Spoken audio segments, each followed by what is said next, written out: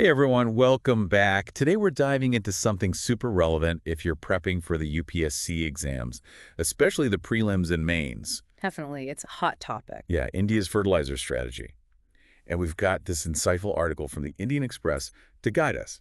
So let's get into it. Sounds good. Okay, so first things first, why is this such a big deal for India, and why should UPSC aspirants care? Well, India's at a critical point, right? Trying to reduce dependence on imported fertilizers and shift towards a more balanced, sustainable approach. Right, makes sense. We know how vital agriculture is to India's economy. Absolutely. And fertilizers are key for boosting those crop yields. But then comes the catch: we're heavily reliant on imports for crucial fertilizers. Like, Well, you've got muriate of potash, or MOP, and di-ammonium phosphate, also known as DAP. the big ones. Yeah, and even for domestic urea production, we depend on imported liquefied natural gas. Exactly. And all of this makes India vulnerable to global market swings, impacting prices and supply chains. This isn't just an exam topic. It's about policies that affect India's economic and agricultural stability in the long run. Absolutely. It's about food security and a stable economy. Yeah. The big picture stuff. And the Indian Express article, it highlights a big issue: our over-reliance on these high-analysis fertilizers, urea, DAP, MOP. Right. And it's not just about the cost of imports. Right? Yeah, it's deeper than that. Using these fertilizers excessively can actually damage the soil in the long term. Damage. How so? Well, most crops don't need such high concentrations of individual nutrients. This leads to inefficient absorption and ultimately soil degradation. So we're kind of force-feeding the soil with nutrients it can't fully absorb.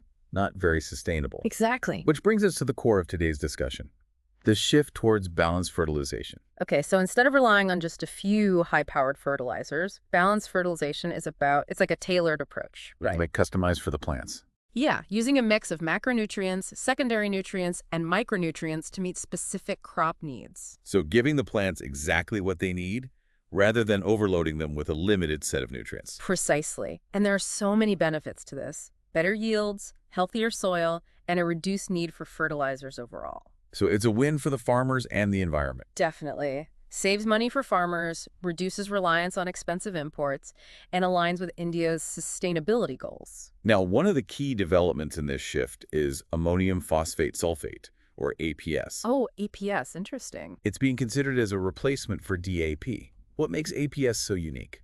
Well, unlike DAP, which contains nitrogen and phosphorus, APS also includes sulfur, which is often neglected but so important, especially for crops like oilseeds and pulses. Right, and the article mentions that APS production requires less phosphoric acid, making it cheaper to manufacture. Yes. Plus, it reduces our dependence on imported sulfur. So potentially a triple win: better yields for farmers, reduced import costs, and a more eco-friendly approach. You got it.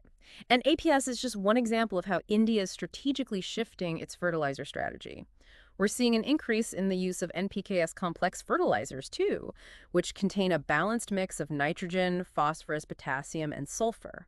So this shift towards balanced fertilization is gaining real momentum. It's something UPSC aspirants should definitely be aware of. Absolutely. Understanding these nuances is crucial if you're aiming to contribute to future policies.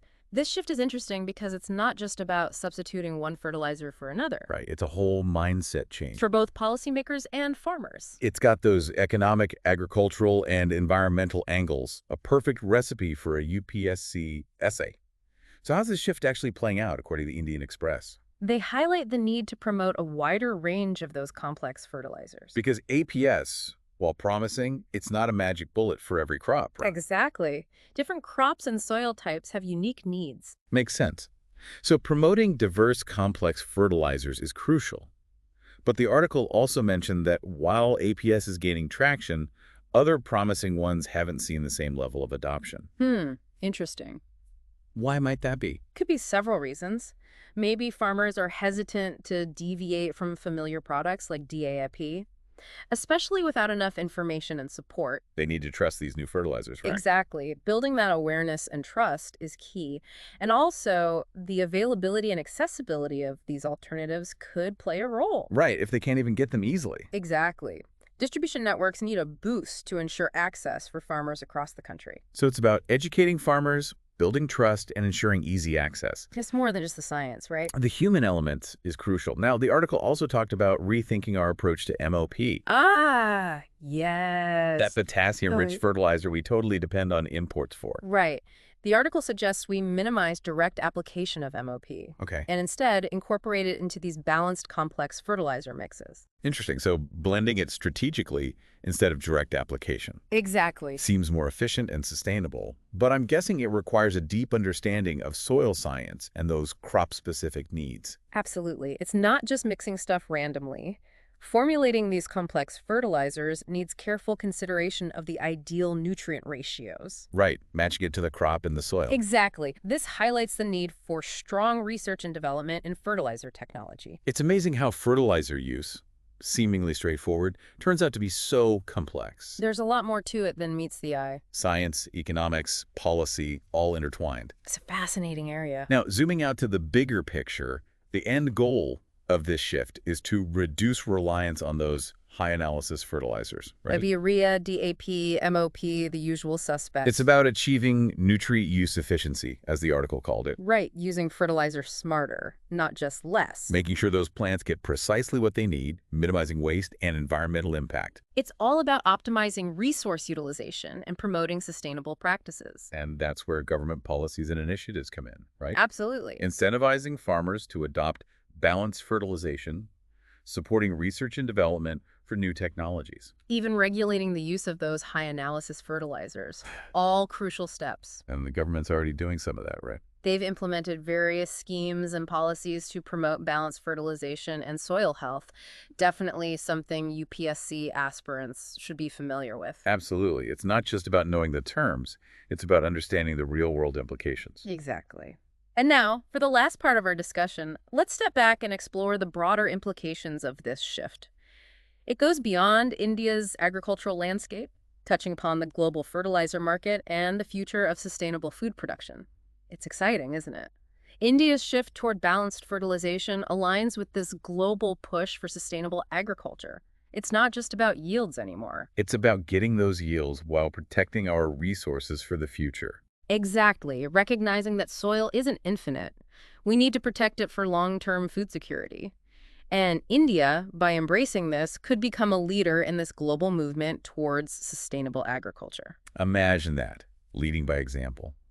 Inspiring other nations to adopt similar approaches, paving the way for a more sustainable future for agriculture worldwide. That's the dream. It's not just inspiring, it could have a tangible impact on the global fertilizer market, right? Oh, absolutely. India, being one of the world's largest consumers of fertilizer, when it reduces reliance on those traditional high-analysis fertilizers, it'll create ripples globally. Makes sense. It could push those fertilizer companies worldwide to invest more in research and development of balanced complex fertilizers, leading to a wider array of sustainable options available on the market.